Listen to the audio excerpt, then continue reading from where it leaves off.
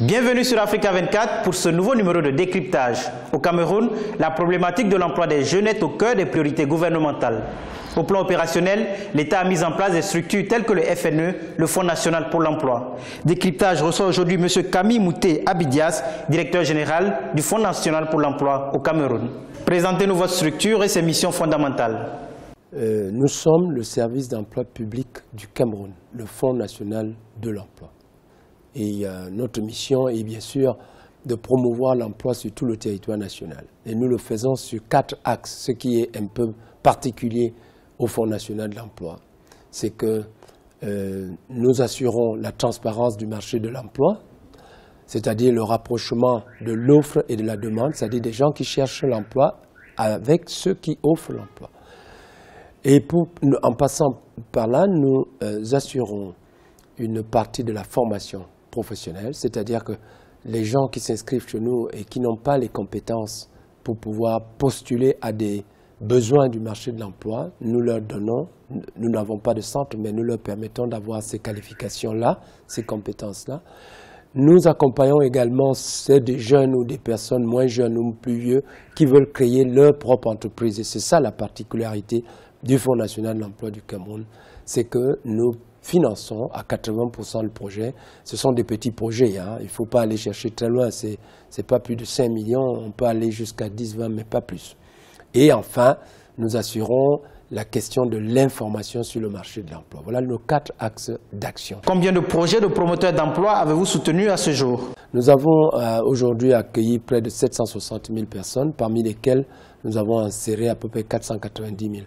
Et pour les projets, effectivement, nous avons à peu près 69 000 projets, hein, 69 000 que nous avons accompagnés et tout ça. Nous avons formé près de 105 000 personnes. Mais tout ceci est très limitatif. Ce sont des chiffres que je donne, mais ils devaient être 10, 15, 20, 30, 50 fois plus que ça. Vous savez, on a un gros problème. On a un gros problème encore en Afrique, c'est le problème du financement des politiques de l'emploi. Très peu de ressources. Les ressources ne sont pas à la hauteur de très souvent la mission, mais le cas du Cameroun est spécial parce que nous avons déjà l'un des plus gros budgets par rapport aux services d'emploi public des pays au sud du Sahara.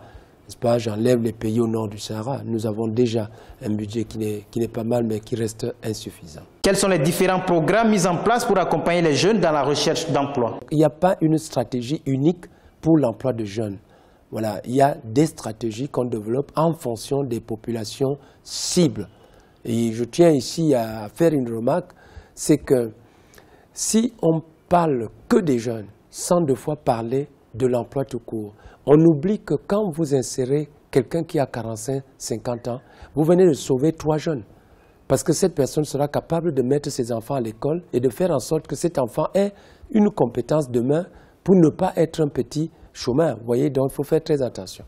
Aujourd'hui, on vend les projets à des jeunes gens comme si c'était une solution pour combler le manque d'emplois salariés. Je tiens à dire que sur 100 jeunes, il n'y en a pas 5 qui sont capables de créer des projets.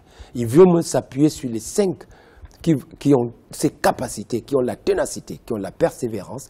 On s'appuie sur ces jeunes, ou même moins jeunes, et c'est ces jeunes-là qui vont réussir à créer leurs projets et vont recruter d'autres jeunes. Si on se met à distribuer de l'argent et à donner à des jeunes des projets alors qu'ils n'en ont pas les capacités, c'est des ressources gaspillées pures et simples. Donc nous, on finance les projets des jeunes. Nous en avons financé à peu près 55 000 à ce jour, jeunes qui ont bénéficié des programmes, nous appelons ce programme le programme PAME, c'est-à-dire le programme d'appui à la micro-entreprise et à l'auto-emploi. Et bien sûr, tout ceci est accompagné de multiples outils.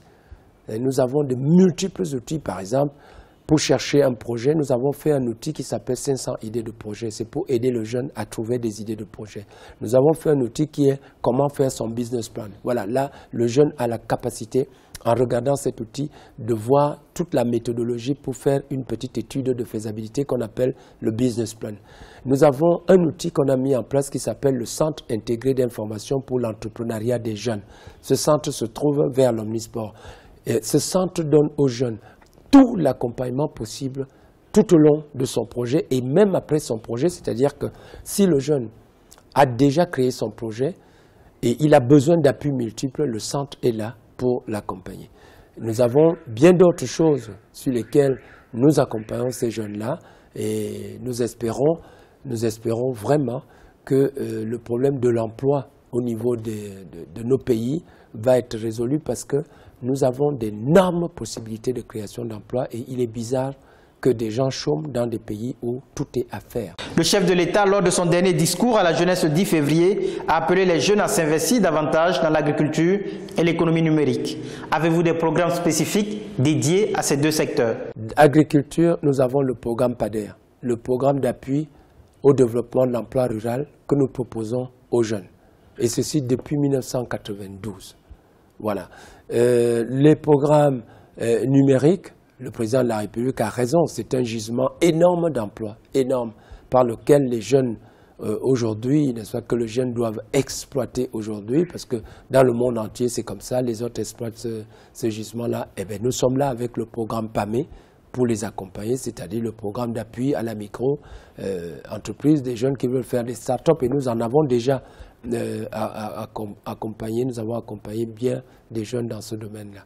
Et nous avons également un certain nombre de programmes comme ça que nous développons pour les jeunes. Par exemple, les jeunes diplômés, nous avons le programme emploi diplômé qui est en fait un programme de formation sur le tas, n'est-ce pas, que nous développons en partenariat avec les entreprises. Et voilà, c'est-à-dire qu'en fait, un service d'emploi public comme le nôtre ne peut pas laisser un terrain qui est un gisement d'emploi sans l'exploiter. Ce n'est pas possible. Dans notre réflexion quotidienne, c'est rechercher tous ces terrains qui offrent des possibilités, d'énormes possibilités d'emploi aux jeunes pour que nous puissions bâtir des programmes et faire bénéficier de ces programmes aux jeunes. L'handicap étant toujours, bien sûr, la question de financement qui reste une question vraiment extrêmement épineuse pour le financement des politiques de l'emploi.